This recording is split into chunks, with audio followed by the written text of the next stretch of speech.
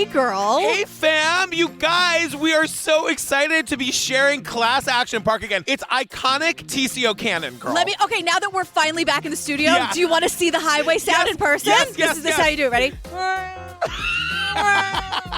If this is your first time listening to Class Action Park, you'll get that in maybe like 20, 25 minutes. Totally. But if this is a listener favorite for you, then you know exactly what I'm talking about. You guys, before we get to the show, I want to remind you we are doing a live show in Boston on July 31st. It's more than half sold out. It's at the Wilbur Theater. I'm so excited. We're covering the disappearance of Maura Murray from Oxygen Girl, and we're doing it with Lance and Tim, the podcasters in the show. Yes. And Maggie, who hosted the show. I am going to be out of my mind. It is going to be so bananas crazy fun. Yeah, Lancey and Timmy and Maggie. Yes, Obviously. Lancey and Timmy and Maggie, oh my. It's a really good rhythm. It feels real nice to say it. Yeah, the Wilbur's iconic. I'm super excited, and this is a really big deal. But wait, hold on, there's more. Wait, there's more. Also, we are doing our live show in D.C. that it was scheduled for last year, the one with Rabia and Susan, where we're covering the case against Adnan Syed. So it is sold out, and here's the deal, you guys. If you had tickets to the original show, nothing changes except the date. So the date is what? The date is September 17th. It's a Friday. Yeah, the theater is the Capitol Turnaround. If you had tickets to the original date, your ticket still works. It's the same seat, it's the same ticket. You're still coming. I just don't want you to forget or not know that it's happening. Yes, set an alarm. Totally. September 17th. Please come hang out with us.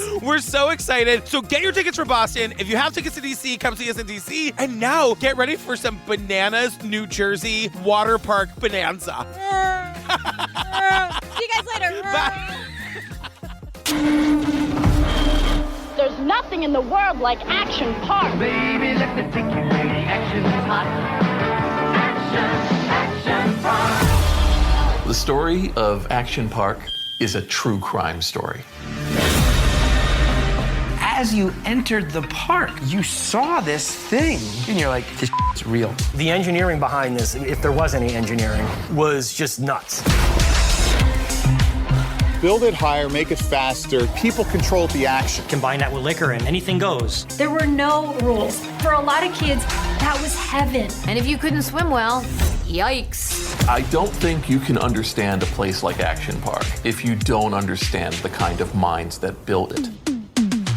A lot of people wish they could ignore rules. Gene actually did that. Nobody would give him insurance, so he created his own insurance company and then insured himself. It did bring sometimes a criminal element. I don't know how many people died at Action Park, but it wasn't just one person. Electrocuted. Decapitated. Fractured vertebrae. Impaled on the bowl. Had a heart attack. Nobody should ever be the second person to die in a wave pool. Close the wave pool. The action never stops at Action Park. All right, girl, this gets started with, I don't know, I didn't write these people's names down. It went by too fast. I feel like you went to high school with all of them. Well, first of all, I'm not from New Jersey. Let's get that goddamn clear. Hey, New Jersey is fine. We're not coming for New Jersey. We're not coming from New Jersey, but people love being from New Jersey. They love that badge of honor. I'm not trying to steal that. I'm not trying to act like I'm from there. I didn't care about Action Park. I didn't give a shit. I went once. My parents never wanted me to go. I went like with camp or something. Was it packed or was it like not that packed? No, it was packed. It truly did feel like it was just run by a bunch of kids, which we'll learn is exactly what happened. So like that's how this all opens. It's asking like, what is Action Park? And they just say Action Park was the chaos summer park with very little oversight, too much alcohol, whistles blowing, people screaming, motors running. It was an energy. You know, you knew you were jumping into the fire pit. Like to be drinking and then going in a wave pool that's filled with pee, it's just a bad idea. And also when you see the video footage of this wave pool, it is way too many people. It's like people were like shoulder to shoulder. Like I grew up going to water parks and like you would never have that many people in a wave pool. How is that fun? Answer me this. Yeah. How is it fun to be thrown into another sweaty person again in a pool just filled with water and chemicals that probably shouldn't be mixing anyway because you have to kill all the pee? At one point, they literally describe the mixture of the liquid in the wave pool as a mixture of muddy runoff from a nearby hill, human waste, suntan lotion, and gore from open wounds. Water, sweat, runoff from like a mucky hill, human waste, and blood from other injuries people sustained in the park. I mean, isn't that it? Dun-na-na-na-na. Thanks for listening, everybody. Like. But I gotta say, so, the whole opening is like talking about the legacy of the park, and you see Jimmy Kimmel interviewing Johnny Knoxville about their days growing up in Jersey, going to Action Park. The most dangerous theme park of all time. There was a water slide that held one person that went in a flip. It looked like a bunch of kids built it because that's what it was. Every member of my family was injured in that park at some time or another. They called it Traction Park. That Class was Action Park? Class Action Park, the lawyers called it. All I want to say is I would leave my whole family tomorrow for Johnny Knoxville. That's all. You're not alone. Johnny Knoxville has that effect on people. He is, and he loves the gays, and he knows that the gays love him. He's very aware. He's very aware, and he really plays into it, and I appreciate it and don't at the same time. I also really liked Jackass. That's very out of character. I know, but I loved Jackass. Two things about that. One, Johnny Knoxville is like a type for people who aren't really normally attracted to that type. For some reason, he transcends that. Totally. And he's very much like Idris Elba in The Office as Charles Minor, where he's just like, I am aware of the effect I have on women. And Johnny Knoxville's like, I am aware of the effect I have on people. Totally. So we start right out of the gate, we hear, In order to truly understand a place like Action Park, we need to go back to New York in the 1970s. in order to understand Action Park, we need to go back to New York in the 70s. Bitch, I haven't left. I didn't even exist in New York in the 70s. Our whole life on this podcast for the last several weeks has been the fucking 70s. I know. Wait, I got a question for you. What? Where's my club? But we're learning about Wall Street, and we learn about this guy named Gene. How do you say his last name? Mulvihill. Whenever I ask you how to say somebody's name, you always say it with the same amount of disdain, and it's great. Unless I'm like, oh, it's Heinz. Unless I like the person. But Gene Mulvihill. Ugh. Gene Mulvihill was Wall Street in the 1970s. He was Gordon Gekko before there was a Gordon Gekko. He's this mix of P.T. Barnum, Donald Trump. It's not just that he's a businessman, it's the personality that he's bringing to it, too. So I have to actually read this verbatim because I don't know what any of these words mean. He ran a brokerage firm called Mayflower Securities. Right. And every time he would make a sale, he would blast a bugle through the office and crack open champagne. Who is that fun for? Everyone in The Wolf of Wall Street. It's basically The Wolf of Wall Street. Yes. Truly, because in The Wolf of Wall Street, it starts with these penny stocks. Like Leo's character had these penny stocks. And penny stocks means that you take worthless stocks and then you convince some poor schlub who happened to answer the phone at 3:45 on a Wednesday, and you convince this poor schlub to buy the worthless stocks for all this money, knowing full well in your dead black heart that it's worthless. Cut to me last Wednesday being like, hello, penny stocks, you say? Tell me everything. Wait, what? It's tires. What? Ceiling fans, you say? Steve, the ceiling fan business is booming. Steve, we simply must invest in these ceiling fans. Jeremy says it's the way to go. Patrick, hang up. Hang up. I don't know who you became in that. I don't know who she was, but you're wearing a silk robe at the time. Yeah. You're drinking a martini. Steve, Jeremy says the ceiling fans are through the roof. I'm a gay of luxury. It's a little Judy, maybe because Eliza. That's where I am a little. Steve, you come quick, Steve. The ceiling fans. Jeremy says we must purchase them. I love that, in this version of me, I can be convinced at 3:45 on a Wednesday into buying into ceiling fan stock. I'd believe it. You say it's good. What are stocks? Who cares? Totally. So we learned that this guy, Gene, who owns this thing where they do the bugle and the champagne, he brings on his friend Robert Brennan. Enters Robert Brennan, fraudster, penny stock king, and best friend of Gene.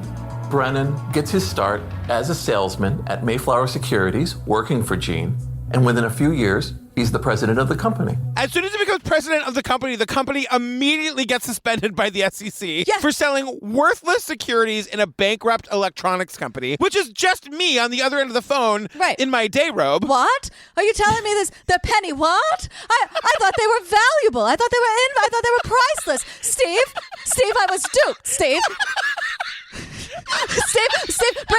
bring the car around, Steve. I've been duped. The only reason that's so funny is because you're Janet Snakehole. That's who you are. I could never sound that elegant. That person sounds so elegant. Is elegant the word? Okay, good. Great. So thanks to this Robert Brennan guy, Gene is kicked right off of Wall Street. They have no use for him. Fuck it. So he leaves, and instead of just like resigning in disgrace or just being like a human with any kind of feelings or emotions or feeling bad, like think about what kind of monster you have to be to just like knowingly steal all this money and convince people to let you steal their money and then just say, you know what? I'm going to go buy 2 ski resorts in Vernon, New Jersey. To which I said, New Jersey has ski resorts? Oh, yeah. We're about to learn a lot about New Jersey that I did not know, you guys. So many big, larger-than-life people looked to Vernon in the 70s and they saw possibility. It's got all of this amazing outdoor terrain. You can ski in the winter, you can hike or bike in the summer. You would never think it was in New Jersey. For a country boy like me, it was an amazing place to grow up. It's like this cute little town. Fucking Hugh Hefner goes and opens up a Playboy club there? Yeah, because Hugh Hefner was like, oh, you know, this is going to be the real, like, happening hot spot. I want to get in on Vernon on the ground floor. Because Gene is just like, hey, everyone, like, come up to Vernon. It's going to be a hip happening place. Hugh Hefner fucking falls for it because he's a piece of shit. And then, like, celebrities like Tony Bennett and Wayne Newton were like, Vernon, you say, and booking all these gigs. Someone is like, Vernon was absolutely poised to be the next Orlando, even Vegas. Excuse you. Don't laugh. Vernon was poised to be the next Orlando, maybe even Vegas. Thank you so much. And I'm like, okay, like, sure, Jan. I remember the first time I watched this, when that line was said, I was like, oh, this is perfect for us. Maybe even Vegas. Okay. So then Gene, like, never one to waste an opportunity. He's got his, like, 2 ski resorts. He becomes a pioneer in making artificial snow because, like me, he's like, wait, New Jersey actually has ski resorts? Like, apparently the New Jersey ski season is very short. Yeah. And he, like, becomes a pioneer in making snow. Good for you, Gene. You couldn't stop there, girl. You had to go on and build an amusement park that literally kills people. Yes. So that's exactly where we are. So we meet Andrew Mulvihill, who is the Action Park CEO, but they want us to know it's a little lower third. This interview, we see Andrew throughout from the same interview. That was recorded in 2013. So Andrew Mulvihill. For something else. For something else. Absolutely for something else. Andrew Mulvihill is Gene's son. And so he's like taken over the family business. And he is always like, isn't my dad great? Recorded in 2013. Just remember that. So Gene is like, hey, my shady friend Bob Brennan, who became president of my company and then suddenly got it shut down and got me kicked off Wall Street. He asks him, he's like, hey girl, I am bored in the summer. Yeah. Can I have some money to open Action Park? And Bob is like, yes. So then we're told Action Park was one of the very first modern water parks in the country, in the world. Nobody knew what a water park really was. They had to invent it. Modern water park? What exactly would like an olden water park look like? Right, like all like it probably would weirdly be safer if it was all made with like wood and steel as opposed to like cement and plastic. Travel down the road back again. Hey fam, if you're looking for a new, riveting true crime podcast to binge, let me tell you about the new hit podcast, Murder in Alliance, from Maggie Freeling and the Obsessed Network. In the tradition of podcasts like Serial, Murder in Alliance is a real-time investigative podcast uncovering the truth behind the murder of 26-year-old Yvonne Lane in Alliance, Ohio. On April Fool's Day in 1991, the young mother was murdered in her home while her children slept. The murder was brutal. Yvonne was nearly decapitated, and it was almost certainly committed by someone she knew. Her ex-boyfriend, David Thorne, was convicted of the murder and sentenced to life without parole. But he couldn't have killed her. More than 10 witnesses saw him 2 counties away at the exact time the murder was being committed. Now, 22 years later, Maggie and a team of private investigators, with the help of Jason Baldwin of the West Memphis 3, are on the ground in Alliance, tracking down witnesses, uncovering new evidence, and learning the secrets of the town where nearly everyone in Yvonne's life had a motive to kill her. And they are reporting the story in real time. Join Maggie and Jason on their quest for the truth as they seek justice for Yvonne Lane. Murder in Alliance is one of the most popular new podcasts on the internet, and you can find it wherever you get your podcasts. So, like, we sort of learned that this guy, Gene, gets the money from his shady friend, and in 1978, Action Park is born. Action Park. The action never stops at Action Park. Right from the the start, we're meeting these people from New Jersey, and like, you know who these people are. Like this woman, Allison Becker. It just says park guest. Is she a person? Allison Becker is Shauna Mulway-Tweep from Parks and Rec. And I knew Allison Becker probably today couldn't pick me out of a lineup. I knew Allison Becker 100 zillion years ago in New York with like UCB and that whole scene, which is also how I know Chris Gethard, who is also in this. Yeah. But Chris Gethard is from New Jersey. He is also one of the best storytellers I've ever seen. Like, there's no one better for this documentary than Chris Gethard. Yeah. He does that podcast, Beautiful Anonymous. He's like an advocate for like mental health. He's very open with his mental health. Chris Gethard is awesome. Well, he tells this like great story right at the top where he's like, my parents would absolutely not let me ever go to Action Park. But then these kids moved in down the street who like were from a broken home. And their dad brought them to Action Park. My parents were like, fuck, someone else is offering it for free. And these kids, classic 80s, children of divorce, they don't live with their dad.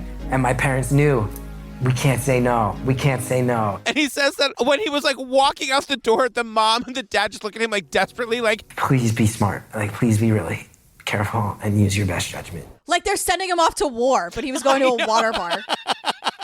So Action Park was divided into 3 main sections. You had Alpine Center, home of the Alpine Slide. We'll get to her in a minute. Water World, self-explanatory. And Motor World, also self-explanatory. But they decide to describe it as exhaust spewing engines and go-karts. And what ran right through the middle of Action Park? Oh, a major highway, Route 94. A highway ran through the middle of a water park that was just feeding people booze, and it was run by 14-year-olds. Like, that should stop you in your tracks a little. I know it's getting lost and everything, but the fact that a major highway like ran through Action Park should give you pause. Wait, will you do your highway impression again? It's cars going by. You guys, Jillian can do anything. She can do an impression of a highway. It's really amazing. It's not always going to be good, but I'll try it.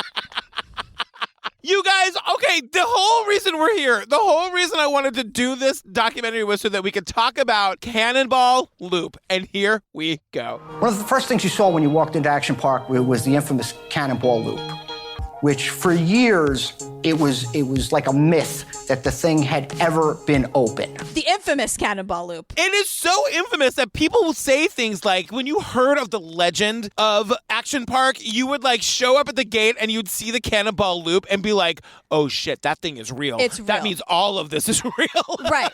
So basically what you would do is, it was like an enclosed water slide that was a loop. Like, it was just, you climb to the top of these zillion stairs, you ride down to the tube, like you would ride down to get all this momentum, and then the end would be a loop. And Chris Gethard says, like, some lunatic clearly just was like, build me a slide that's like that.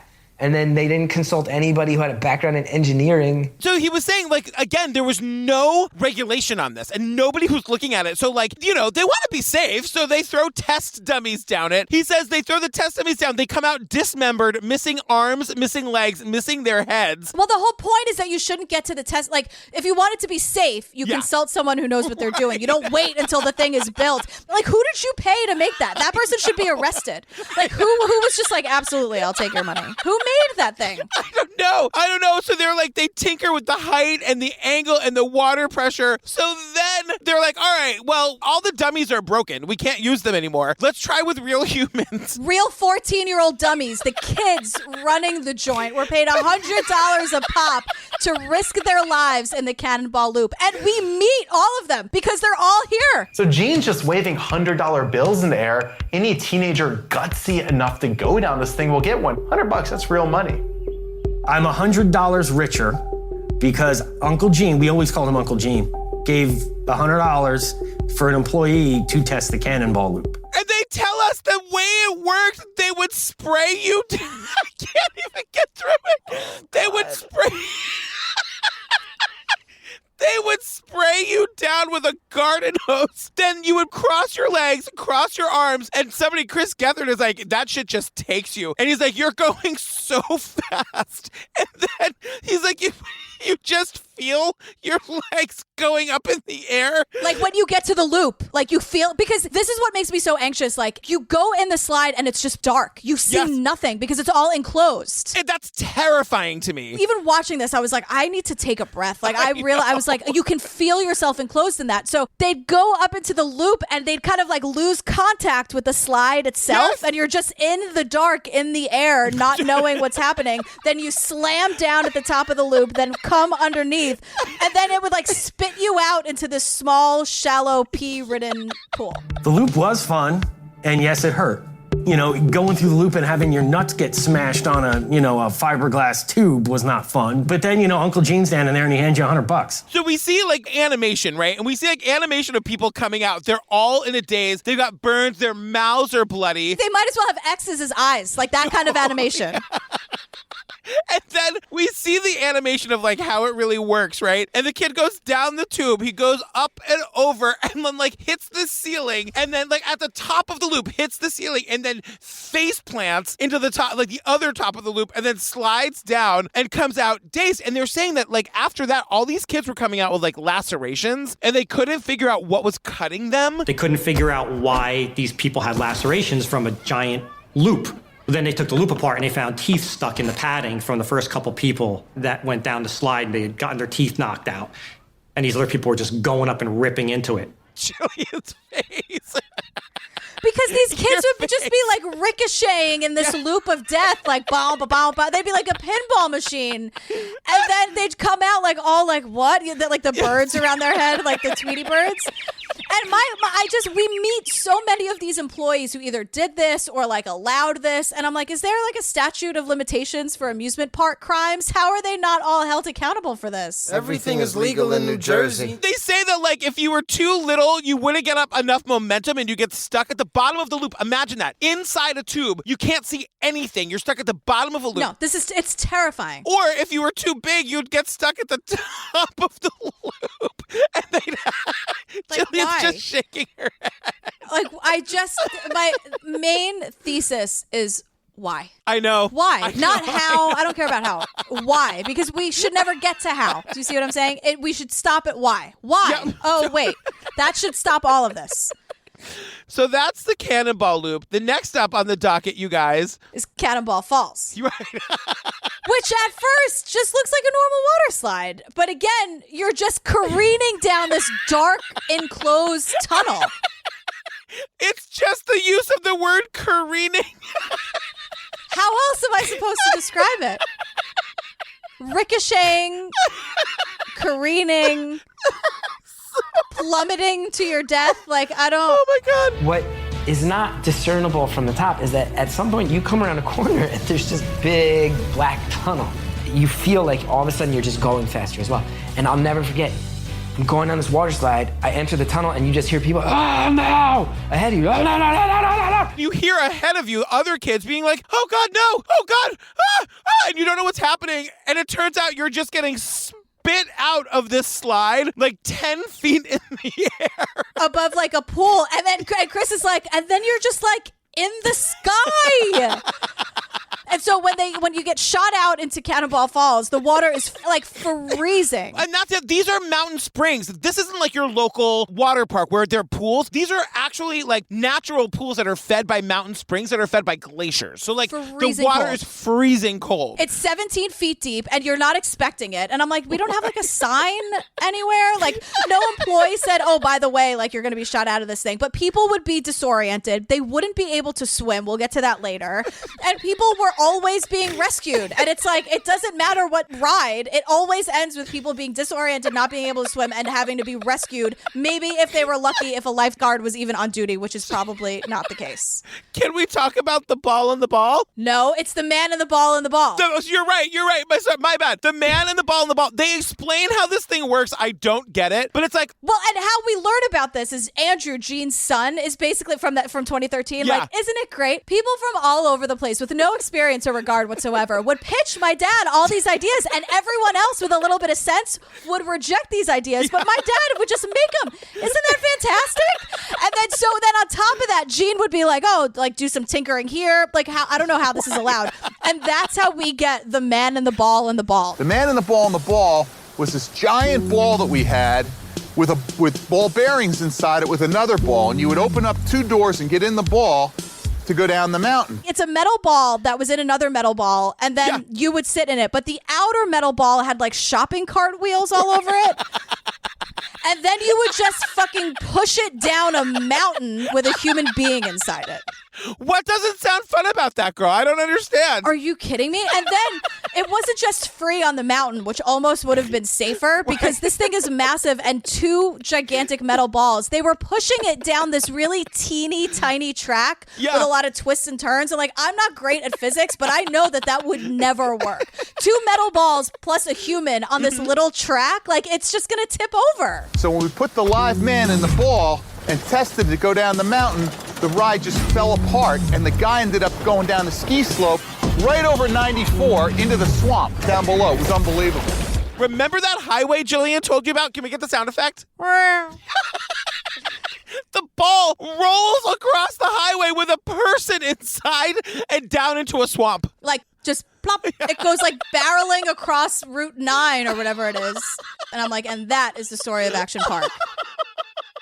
The guy who tells us the story goes, it was unbelievable. But he doesn't say it in a way of like there's no sad music under it. Like he respects the journey of the man and the ball and the ball. There's no sad music in this documentary, even when it's warranted.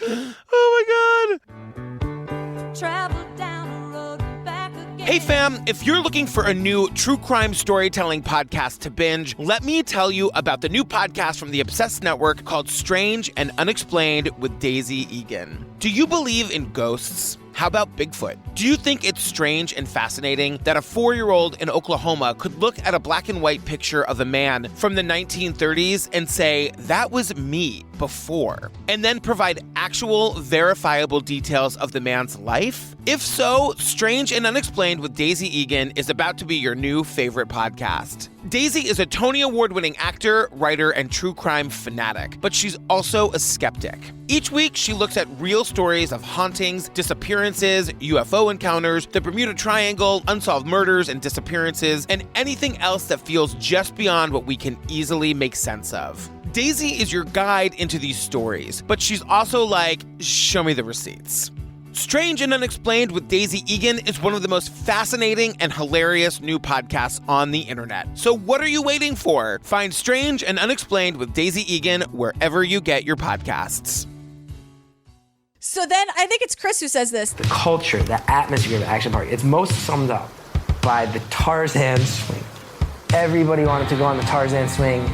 That was like #1 childhood, test your mettle, prove you got some guts, go on the Tarzan swing. And so basically you grab onto a rope, swing over a pool, and like jump in or let go or whatever. But the thing about it is that, you know, like there are all these long lines for all the rides. And it was also basically just like an observation deck. So it was a spectacle. So these like jerk teenagers would be taunting you the entire time. Because the thing is, everyone thinks they're like these fit people who can hold their body weight, and nobody can. Everybody is me. So imagine I get on, I think it's going to be amazing. I'm going to like do this like big sweeping swing. No, you're holding onto the thing. You let go too soon because you can't hold your body weight. You smash your head into the water. The water is deep and freezing, and you come up and all these people from New Jersey are calling you the P word. I was like, you fucking pussy, just do it. This is Jersey. You fucking suck. Start swimming, pussy. You know, I mean, it was a very demeaning place. How are you not awesome at this? 15-year-olds. And then, of course, like no lifeguard, no nothing. People just like completely in shock in the freezing water. Everyone's screaming at them. It just doesn't make any sense. And then you hear, of course, about how like the girls would like fall off the thing and get in the water and their bikini top would come up before they did. And all the boys are screaming. I know, like barf. Like everyone would cheer if some, like, can you imagine how like demeaning that is? But like the guys would be like flipping people off and like mooning everyone. Like, oh, the worst. Just the worst. I don't understand what you don't like about water parks. Everything. So then we'll get back to the rides in a second, because now we're talking about how like Action Park felt like a strange social experiment. And now we get the details of like that the 14-year-old kids were running the joint. That's not hyperbole when we've been saying that this whole time. They're kids. You know, as the second you turned 14, you got your working papers, and then you went to work at Action Park. You know, even the people in the lead supervisor positions, it's like, oh, you've been here for 2 years. Here's a radio. You're in charge. You had 16-year-old, 17-year-old kids with no prior management experience whatsoever, literally managing a third of the park. So Action Park is that place that like gave all the kids like in the town the dream summer job, because I remember they talk about like at 14 you get your working papers. I did the exact same thing. I couldn't get a job fast enough. And then you go get a job at Action Park. They'll give you as many hours as you want. You're working 60 hours a week. You know, it's like all these just horny Jersey teens. We find out there's like a cabin at the top of one of the slides where they keep all their book bags. People would go in the shed to smoke weed and have sex. That's what they would do in that shed. Why anybody would want to have sex in there, I can't fathom, because it was always like 95,000 degrees in that thing.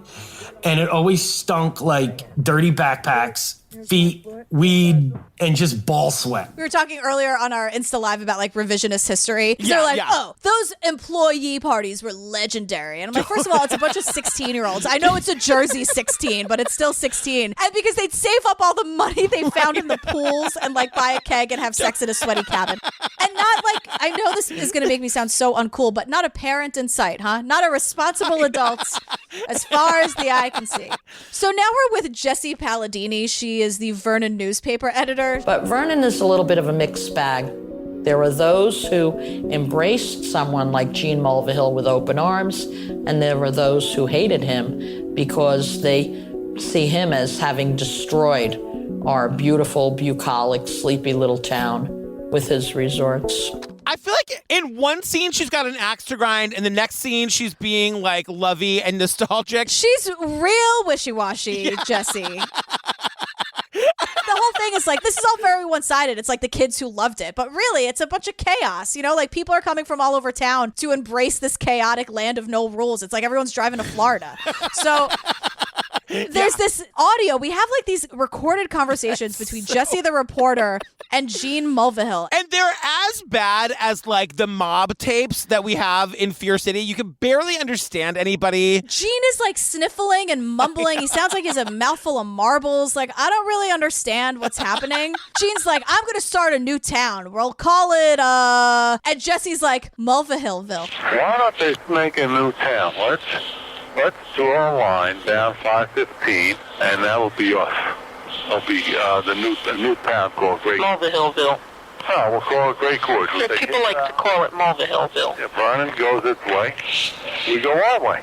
And Gene's like, no, we're going to call it Great Gorge. And Jessie's like, yeah, but what about Mulvihillville?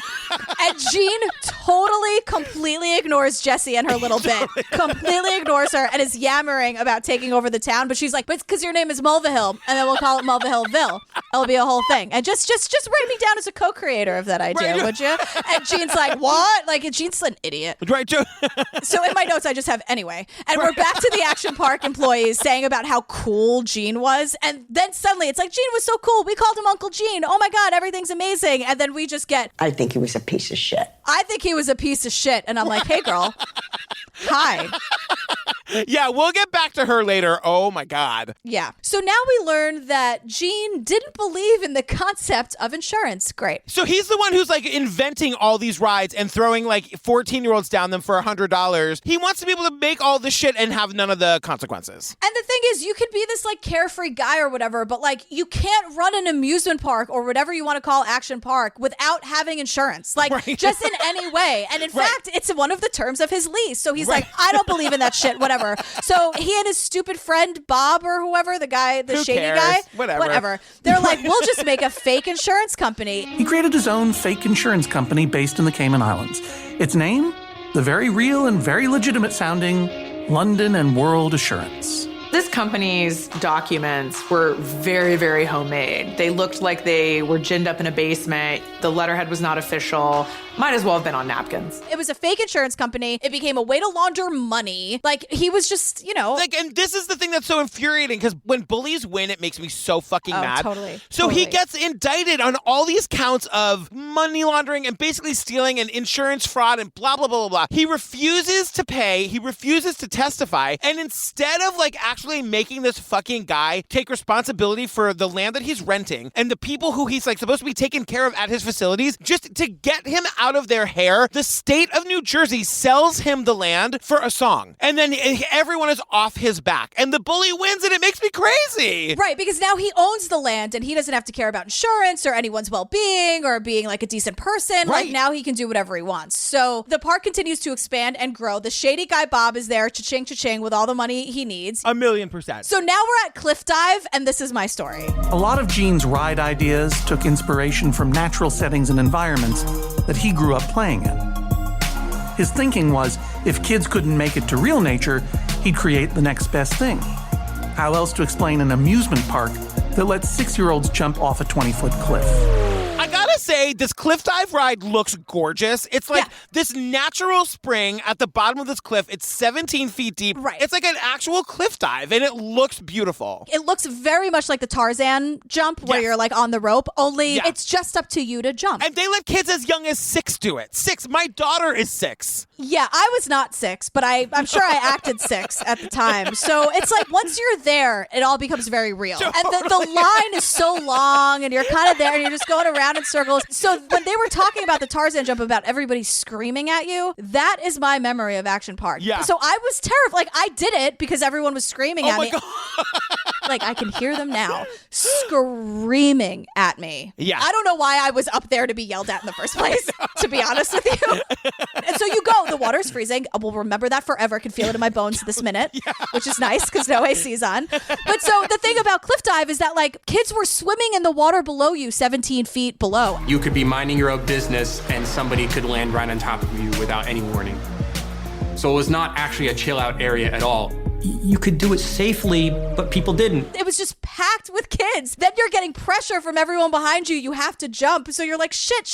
You jump. Hopefully you don't land on someone. I didn't, thank God. But kids would slip and fall and not be ready, not know how to swim. They dislocate their shoulder because they'd be jumping from 20 feet. Yeah, and not crossing their arms, putting them out like Superman style. I for sure didn't cross, but I don't know what.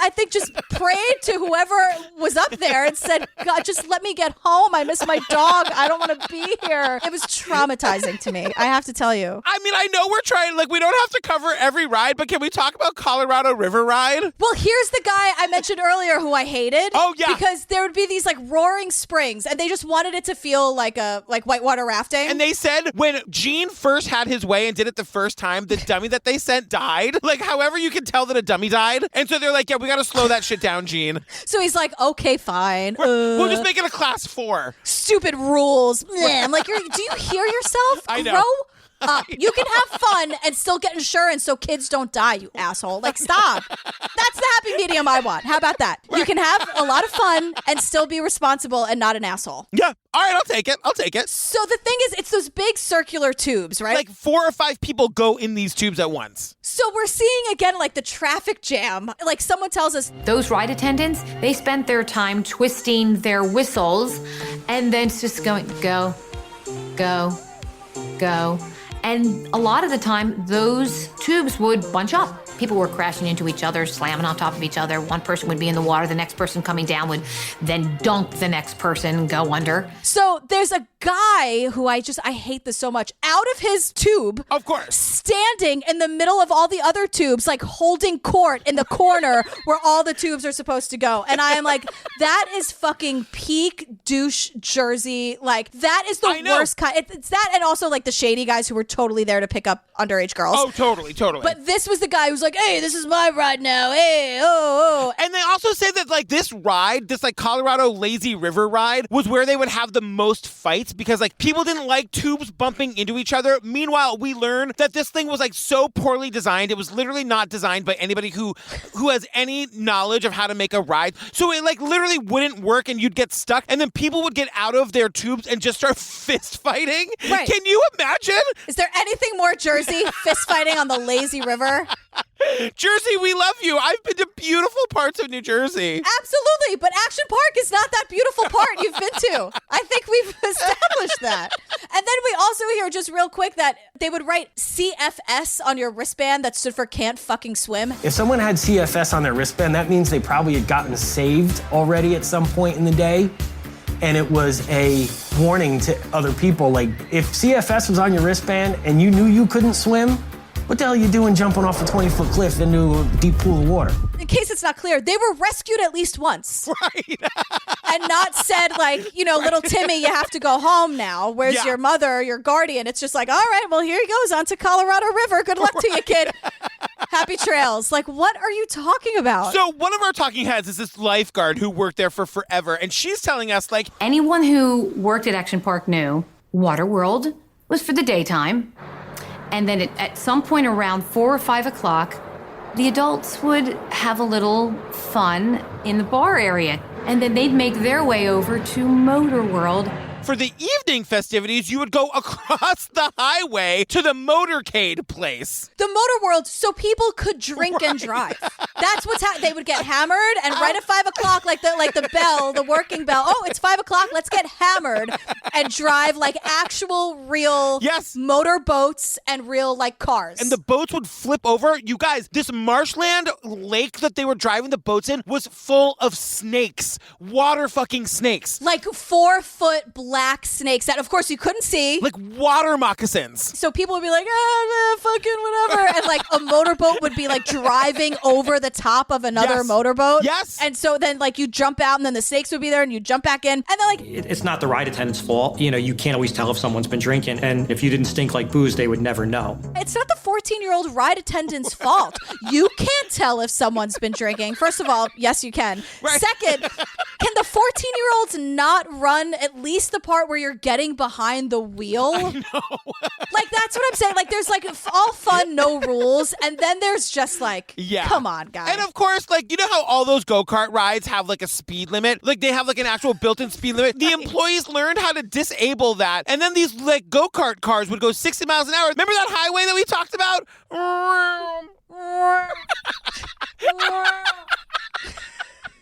Good mic work, GP. Thanks. These 14-year-olds would drive the go-karts on the highway. Like, isn't that charming and fun? No. No. Like, all along, we're hearing that people died, and, like, there's no information on it. And then all of a sudden, we are confronted with it. Yeah, because we learn about this thing called the kayak experience. And this is where the timeline gets really murky in the documentary itself. Yeah. Because we're learning about the kayak experience, and we learn... There were underwater fans that would help push the water and created rapids like you were kayaking. And somebody flipped out of one of their kayaks, and one of these fans short-circuited, and they either touched it or were close enough to it, and they got electrocuted. So that's the first one that we learn about. Then we meet Elizabeth Larson. And if you remember her from earlier, when like the townspeople were describing what they thought of Gene, she was the one that was like, I think he was a piece of shit. I want to hear more from her. And joke's on me, because this is not a good story. Yeah, so we're in her living room, and she's an older woman, and we learn about her firstborn son named George. And on July 8th, 1980, he was supposed to be working with his dad, but instead he wanted to go to Action Park. You know, he looks like he's like in his late teens, 16, 17 years old. Yeah. His mom lends him the money, and he goes on the Alpine slide. And he's going down the hillside, and the cart brake, I don't believe, was working, and he went off the track and flipping down the hillside and into some rocks and hit his head on rocks. This is so painful. And Esther, his mom, tells us the whole story. And I'm listening to her, but I'm like, 1980. 1980, yeah. 1980. Like, that's where the timeline, I'm like, we were just having all these kooky, zany stories, but someone died in 1980. And remember, the park opened in 78. So, like, this happened early. The park doesn't close until 96. Right. This happened in year 2, you guys. This was year 2. And so, Esther, the reason why she thinks Gene is a piece of shit, I mean, she's right. She could just watch Class Action Park and know. But we learned that Gene never called the family, never called the hospital, never reached out for any reason at all. He was just a shady piece of shit. And not only that, but we learned early on that he had fake insurance. And so after this kid brutally dies in the park, the family gets nothing for it. And the mom tells us that we never even got to go to court because we were told by our attorney that a teenager isn't worth much money. He's a liability to the family, and you can't expect to settle from very much money. We eventually settled for $100,000. They end up settling for $100,000 for this kid's life. And then, the lying, the way that, they deal with this with the PR is that the spokesperson for the park says that George worked for the park and that this happened after hours and it was raining. And they blame it on the rock. Right, exactly. It was all a lie. He didn't work for the park. It wasn't at night and it wasn't raining. It was broad daylight. And we just learned that, he's got this PR machine. The town is beholden to him because he's created this park that employs literally hundreds of people. Right. And Jesse, the reporter, is telling us that, there were elected officials that he bought homes for, that there are local town officials, chairpersons of our planning boards, our zoning boards, who had free memberships to the spa, free season passes, and that type of thing. It's not always about being on the payroll. So this all basically gets swept under the rug because this town is beholden to this man, and this family lost their firstborn kid. It's so terrible. Right. And so it's not just George Larson in 1980 that everyone turned a blind eye to. Then in 1982, 15-year-old George Lopez dies in the wave pool. A week after that, 27-year-old Jeffrey Nathan was electrocuted in the kayak simulator that we talked about earlier. Yep. 1984, Donald DePass died in the Roaring Springs area that we talked about, everyone having all those fights. And in 1987, Gregory Grant-Shapps died in the wave pool. 2 people died in the wave pool, and 1, 2, 3, 4, 5 people died at Action Park. I thought this was a little disjointed of the documentary because it seems like it's all fun and games and it's all scrappy and silly in New Jersey, and then it's the timeline of this is super fucked up. Yeah, it's really crazy. But again, they don't shut the park down because the town is beholden to this guy. Earlier in the documentary, we got this whole thing about how the town didn't want him and it was creating a circus, but now, all these years in, they're beholden to him, and basically Gene is never held accountable for any of this, and he's got that fake fucking insurance company, so none of these families get any money for this. He literally gets away with murder. It's infuriating. And the bully wins. It's infuriating. I know. And so, by the mid-90s, the times were changing. These weren't the wild, wild west of the 80s anymore. Not only are times changing, but his cash cow, his friend Bob Brennan, he gets sent to jail, so there's no more money, and basically the park closes in 1996. But now it's reopened as Mountain Creek, and one of the ex-employees of Action Park, who's one of our talking heads, now owns Mountain Creek. I know. He's like, screw you, Gene. I'm going to do it my way. But even the documentary describes it as just another boring run-of-the-mill local water park. And Joe's like, great. I'm not in prison. No one's coming for me. No one's been murdered. I'll take boring, you assholes. Boring schmoring. I can look myself in the mirror and go to sleep at night. What about that? I know. I want to go, girl. We should do a field trip to Action Park when the world goes back to normal. I'm okay. Thanks. I'm good.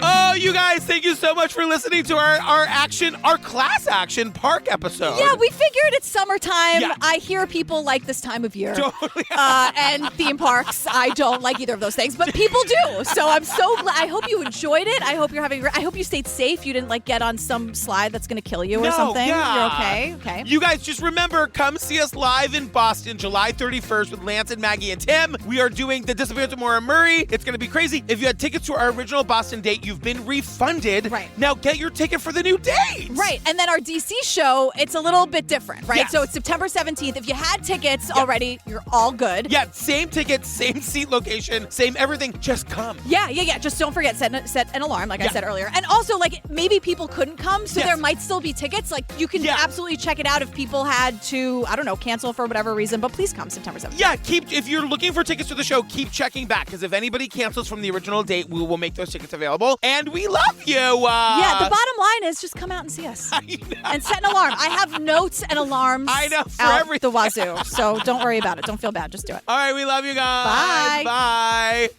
She's high kicking her way down 8th Avenue. Totally. And 54th Street. Where's my club? It's not here, Liza, girl. It's not here. No, girl, it's gone, girl. Sorry, a bubble just got caught in my throat from my seltzer. I sometimes think about the fact that Daisy's gonna find this, like my body of work, like I imagine like 10 years after my death, she's gonna sit down and be like, I'm gonna listen to every episode of True Crime Obsessed. She's gonna be like, who is that woman?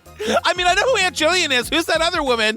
I watch everything through my eyes because and I'm like, I have that. Like, you guys, breaking news. We just learned that Jillian uses her eyes for watching. I do. Everyone I watch it with my hands through my fingers. I meant my hands over my eyes. Sorry.